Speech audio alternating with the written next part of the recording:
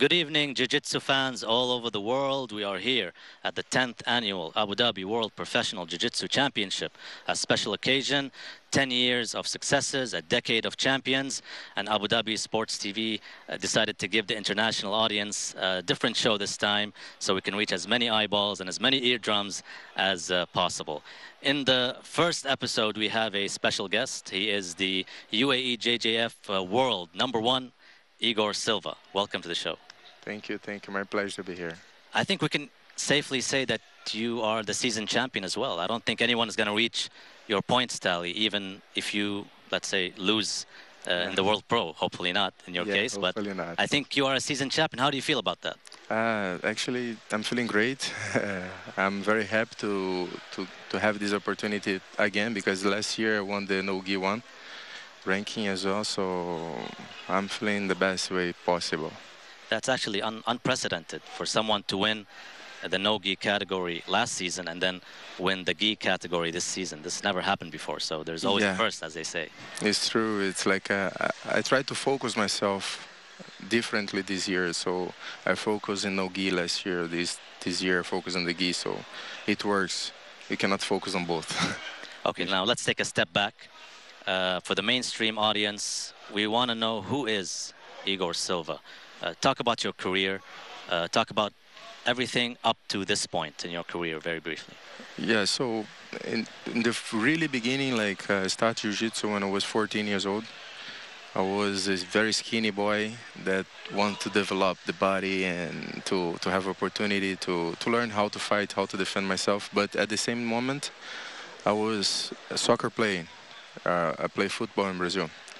So at this point, I have to make a choice, or fight or soccer. So I chose the fight. I think I did the right choice. And then I start to compete since the beginning. So until today, like in 2006, I got my black belt. And since there, I'm fighting every year. Only like one time I have to stop because of surgery. And then after, I start again and I keep fighting into today. Let's talk about that surgery. Many people have talked about your knee injury. Yes. And you even talked about in the Champion Within promos that are on TV. Talk to us about that strategy, that injury, and how did it affect your strategy as a guard player? They say that you have one of the, the toughest guards in Jiu-Jitsu. So, talk to us about that injury and the challenges that you went through with that injury. Yeah, in the really beginning of my recovery, it was kind of bothering me, like I have to adapt myself. But it was good as well because I did a major surgery, like a reconstruction, so it was more than one ligament. So after I come back, in the beginning it was tough, but right now I'm feeling 100%, so I don't feel any issue on my knee, like any problem on my knee that can make some trouble in the fight. So now I'm feeling normal. But in the really beginning, I have to adapt myself and do not guard and try to pass more and try to do something else, different guard. But my top game is close guard. And I mean, excuse me if I'm ignorant about this topic, but when it comes to injuries, when you have an injury such as that, what do you need to change? Is it just your training or even your food, your nutrition? What goes through the rehab process of rehabbing such an injury? Because a lot of our youth, people coming up to Jiu-Jitsu right now, they need to know there's a lot of injuries. And once they get into that, negativity, how do they get out of it? What do they need to fix? What do they need to do? Is it only stop training and just go to the gym and work on specific body? If you're injured in your legs, you can work on your upper body. But in terms of other things like nutrition, is it important for an athlete? Actually, nutrition is important always, but on this part of the training that we have to recover, everything counts. So let's say nutrition part, it's very important. Unfortunately, I have my wife. She's a nutritionist, so she helped me a lot. So, but you have to be really focused on the physical therapy, physical training, and after all of this, you have to adapt yourself to come back to Jiu-Jitsu. You cannot come back normal as before. You have to come back like trying to respect your body as well. But in that time, the World Pro was near to me, so I tried to push myself and fight before like the doctor was expecting. So I would say to have to respect your doctor, but I didn't because he told me like you have to wait at least 8 to 10 months, and I come back in 6. So like, That was which World Pro you're talking about right now? You said yeah, I come back in the World Pro. which one? Which year? It was in 2015. 15. Okay. 15. Yes. So I come back like sooner than I should come back, but it was good. I didn't feel anything, but I was really limited. Like I couldn't fight the way I want. Okay. You mentioned the World Pro, and we're celebrating 10 years of the World Pro. It's one of the biggest professional events in the world. What are your thoughts on the event as an athlete, as a guy that participated in the event, and as a spectator? What do you think of the event historically? I think every year we have a surprise. Every year is bigger and bigger, is growing very fast, and it's a good thing. Like we have good opportunities, new opportunities. I used to say to lower belts that they have a special part now because when I was a blue belt, there was no competition like this. So the opportunity for us was really less than this. Right now, they can be professional since the blue belt. So the event is growing every year, and it's bringing more and more people. So my expectation, like watching for the fighter side, is the best one, of course, because I want to just finish everything that I have been doing on this season in the best way possible. So Your personal accomplishments in this event. You've competed in the, I believe, the 3rd edition as well, 2011 maybe. yeah, And, it's 2011. yeah, Yes. and can you talk to us through your, your experience since the beginning until last year? Yeah. So in 2011, I fought the trial in Brazil.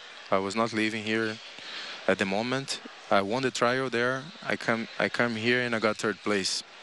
At this moment was no gi as well, and the gi competition.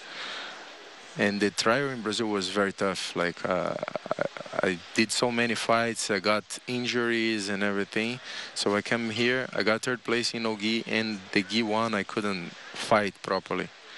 So I got this, and this was my experience. After a while, like I came here to live in 2013 in Abu Dhabi, and then I fought 2014 and 16, if I'm not wrong. And I got 3rd place again, but it was like a very tough division. One of the division, the podium is Buchecha, Trans, and me, so it's like I remember that year. no easy way to work. I remember that year. That was a good year. Yeah. We'll revisit some fun facts later on about who you think is the favorite match fighter later on. But let's talk about the ranking this season. As I said in the beginning of the show, you're a guaranteed winner of the season. But I'm more interested in the thought process of when did Igor Silva think that this season is the season he's going to go all through with it. Travel, compete in international pros, national pros, every single event that's out there in order to gain that top position. Yeah, so I couldn't fight the first Grand Slam, because usually say like the first one, but it was not the first competition of the season, but people start more in this Grand Slam. So Tokyo, I didn't fight. And then I was not like feeling that I had a chance to do. And then I fought in LA, and I won there. After this, I came back, and I have the local competitions, and I won.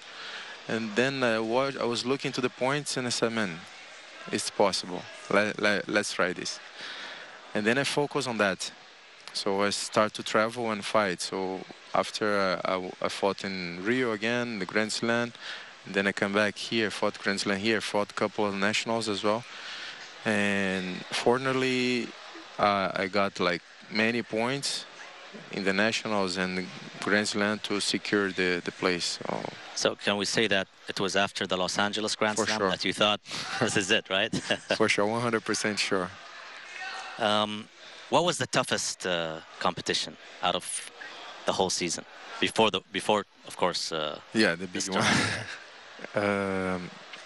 I would say it was a tough season, but I fought one in Spain, the national one. It's not the Grand Slam, but there was Adam, and there was Christopher Ball. He's a tough guy who got second place last year in the World Irish. Pro.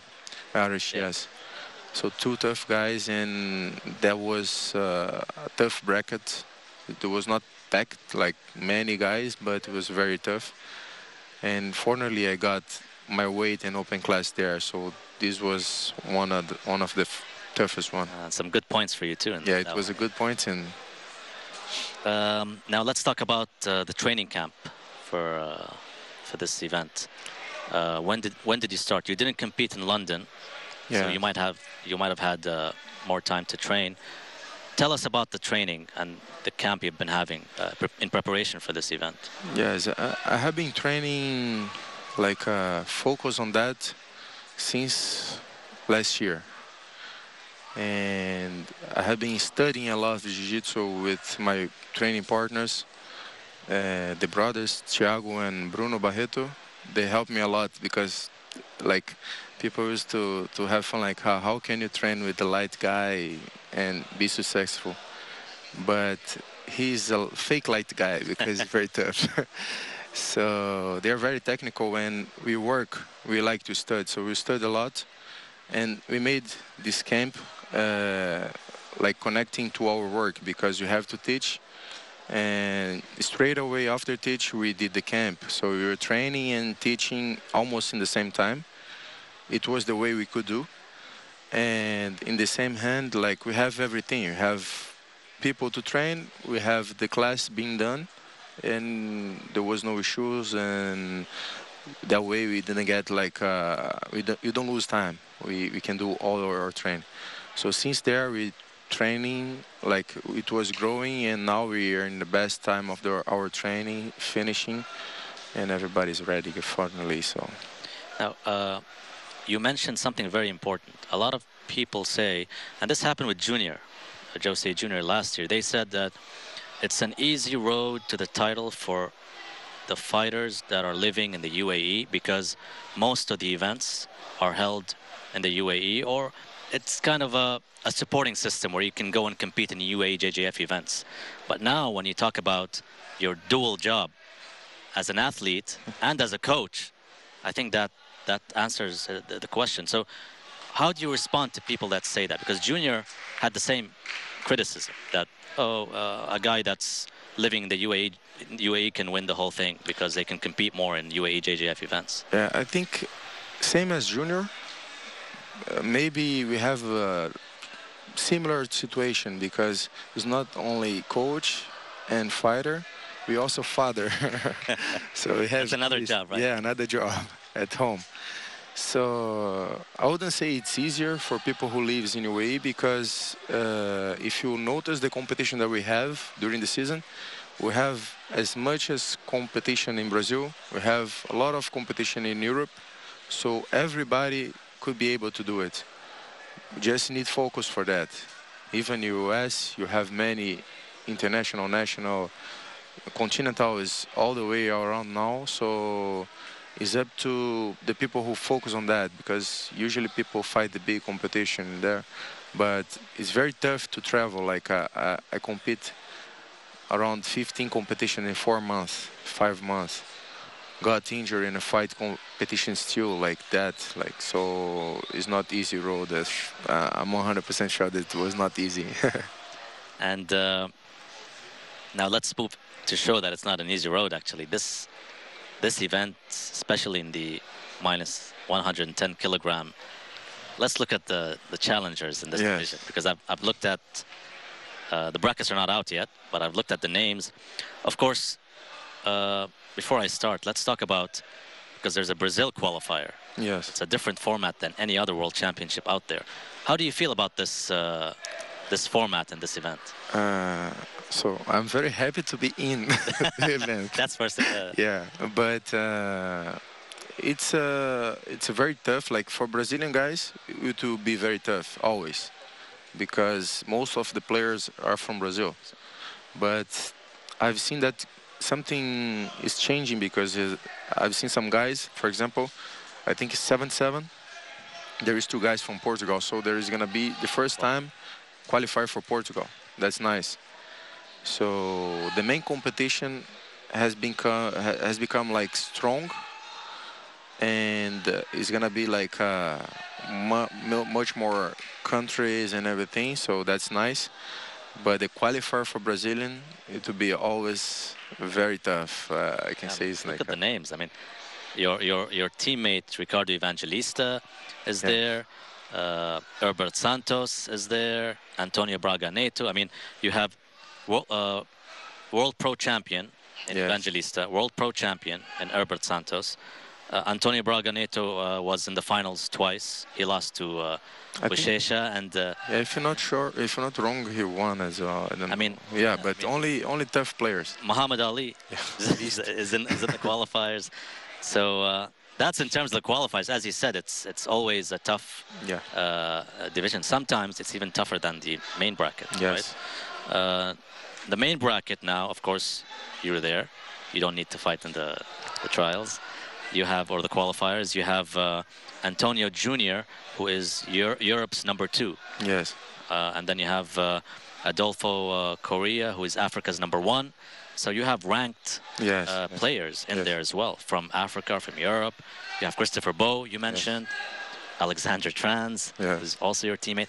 Let us talk about that. I mean, I've seen you could potentially have Evangelista, Trans, with you in the division. So hopefully, is that a strategy? Do you like that approach? It's not a strategy, but if I say I have to point someone who's gonna win the trial, the qualifier, 100% is gonna be Evangelista.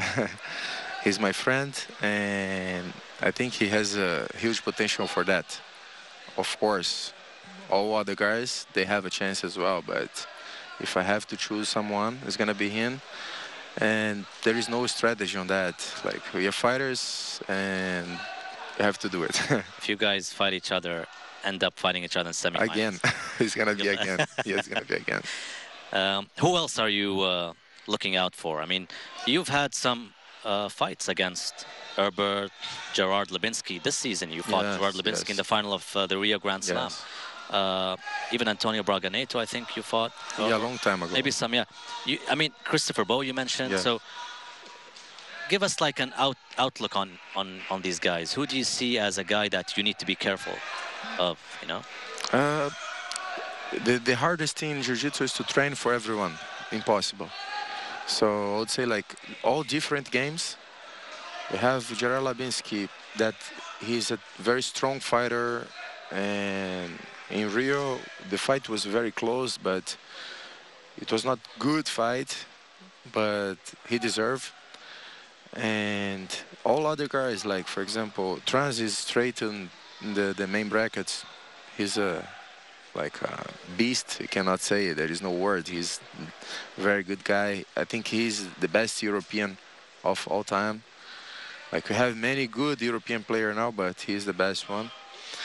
In the qualifiers, hopefully, it's gonna be Evangelista, but there is many other guys. Like, it's hard to say a name and to say strategy. After the brackets, I can manage to do a strategy, but before the brackets, no idea. Because, as you said, only top ranking, so it's like best European, best Africa, best. Yeah, there's. It's only best. It's crazy. I mean, a guy from Poland, and then you have a Manuel Pontes from Portugal. He's a beast as well. From Ireland. Europeans are involved now in the. Yeah. It feels like a World Cup. Yes. It feels like a real World Cup. You know? I think that's the idea, is to make this like a really like a World Cup, like a international thing, not only for like Brazilian the podium. So it looks better. That's why. Now let's talk about Abu Dhabi's role in your career. You mentioned you moved to Abu Dhabi in 2013. Yes. Uh, in comparison to how you were as an athlete before and how you are as an athlete now, and as a person, if you want to talk about that, how did that change moving to Abu Dhabi? Before, I used to work very near to my house in Brazil, but it was like full day doing jiu-jitsu, full day, trying to train sometime, but it was in my academy. It was like easy to handle. But here we have like I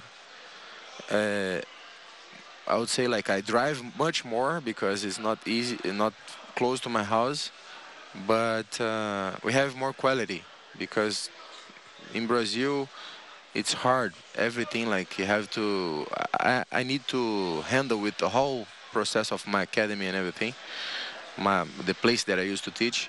And here is just like I have to teach my classes. So I can try to put more quality on that as well. I can focus more on that. But for competition, in Brazil, I have awesome training. Here, I have awesome training as well. So it's very similar, but the difference that's here, we have like a more, I would say, it's not so rush. I can just go teach my class, train, all in like in the same time, and I have some time to spend with family and everything. There in Brazil, I full time at the gym, and then in the end of the day, I meet my family. So it was comparing. It was more like this, comparing. Okay. Now that's on the personal side. Yes. On the jiu-jitsu side, how do you see Abu Dhabi changing jiu-jitsu? I mean, you're kind of a lifelong Yes. practitioner. So where do you see Abu Dhabi's role in the growth of jiu-jitsu? I would say like Abu Dhabi changed a lot jiu-jitsu scenario because if you come back in time like 20 years, you would say like jiu-jitsu in Brazil, like everybody wants to train. So every 5 person that you ask, 3 was already trying some experience with jiu-jitsu. And now Abu Dhabi, jiu-jitsu is just like there is no like I will try to train jiu-jitsu. No, jiu-jitsu is already in the culture. So, and they're spending a lot of time and developing more and creating more. So I think something huge will be like happening here in jiu-jitsu in the future, but it's already very big and very peaceful for us, very, very nice for us that came from Brazil to live with jiu-jitsu, have opportunity to come here and live really properly by jiu-jitsu, for the jiu-jitsu, training jiu-jitsu, and not just like trying to live, like teaching and everything. So here, it's the whole changing scenario starts here, I think, in the world actually. Okay. Now we'll go back to the World Pro again. I told you I have some like, quick fire questions for you. Who is the best in World Pro history? I like a lot Rodolfo. I like a lot. He's like my teammate from Brazil, and I've never seen someone fighting like him. The way he fights, like submission and everything, looking for submission, because it's not an easy way to fight. So, of course, Buchecha did a lot, but if I have to choose, I would say Rodolfo, because I've never trained with someone like him. The guy trains too much. He's focused all the time, and he did a great job here. Everybody knows. Good job, very good. Yeah, everybody knows. He still holds the record for the most gold medals in the black belt division. Yeah, yeah. Nobody has broken it. I mean, Buchecha can break it, but he stopped competing after 2015. Yes. Okay, another one. Your favorite match in World Pro history? Favorite match? There was a couple. Like, there was Mackenzie fight against Gabi Garcia. It was 2015. Yeah, it was crazy one. It was a crazy one. I think but that was the like, loudest. Yes. The loudest time I ever heard this arena. I think so. Yeah? I think so. And I think I was in the warm-up area, so You I heard- watched it from there. Like, but there was many good fights, but I remember that one very much. There was a couple of fights from I think 2016 from Evangelista that I like. One against Cyborg, the fight. Okay. Many fights. Thiago, he fought Miao. It was unbelievable as well. Like, I don't know. What about your personal favorite fights in the World My Pro? fights? Yeah. In the World Pro, I fought one time. It's difficult to say because I have like I haven't fought too much World Pro, but when I come back, I like to remember that one because it was when I come back from surgery. It was against Christopher Ball.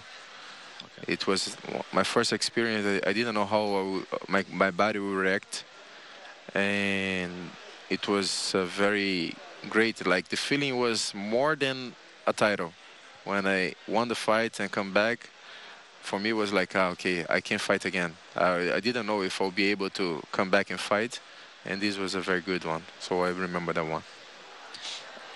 Who is the best female player in the history of the World Pro? You mentioned Adolfo on the men's side, on the female side. Female side, difficult again. No, it's very tough. There is many females. Like I can say, Mackenzie, it's one.